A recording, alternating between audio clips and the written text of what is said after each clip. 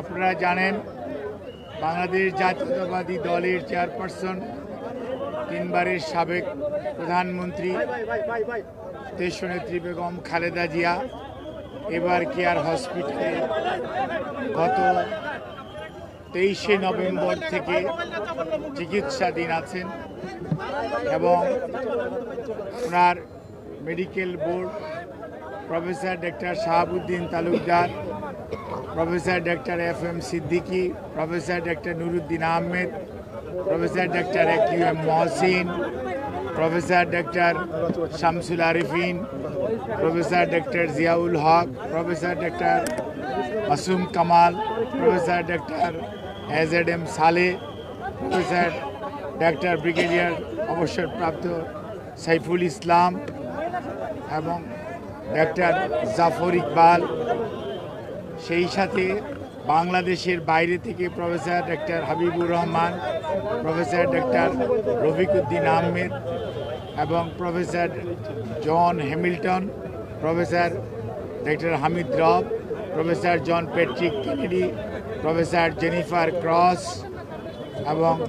Doctor Zubaida Rahman সহ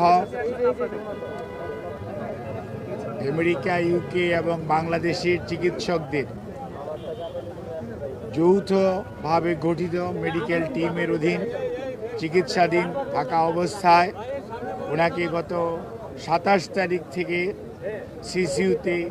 উনি চিকিৎসাধীন আছেন। আল্লাহর অশেষ মেহেরবানিতে ডাক্তাররা যে চিকিৎসা দিচ্ছেন সেই চিকিৎসা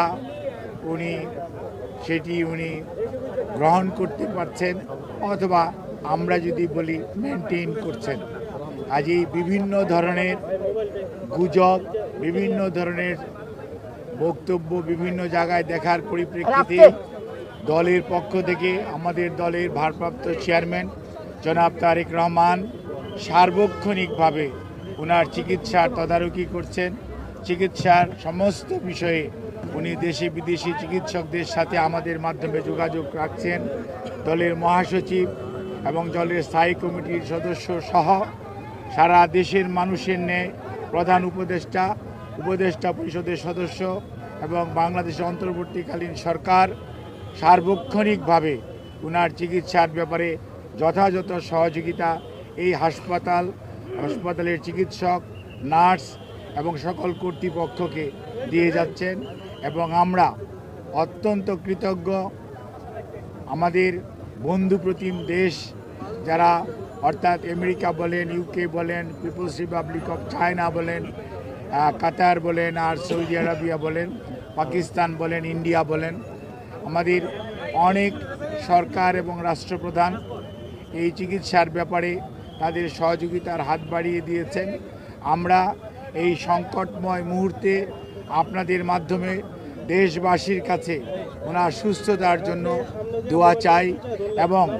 আল্লাহ রাব্বুল আলামিন যাতে দেশবাসীর দোয়া, সারা পৃথিবীর অনেক মানুষের ওনার প্রতি ভালোবাসা এবং দোয়ার কারণেই হয়তোবা উনি এই যাত্রায় সুস্থ হয়ে উঠবেন বলে আমরা আশা করি। সেই জন্যই আমরা আপনাদের মাধ্যমে সবাইকে সর্বোচ্চ সংযম প্রদর্শন এবং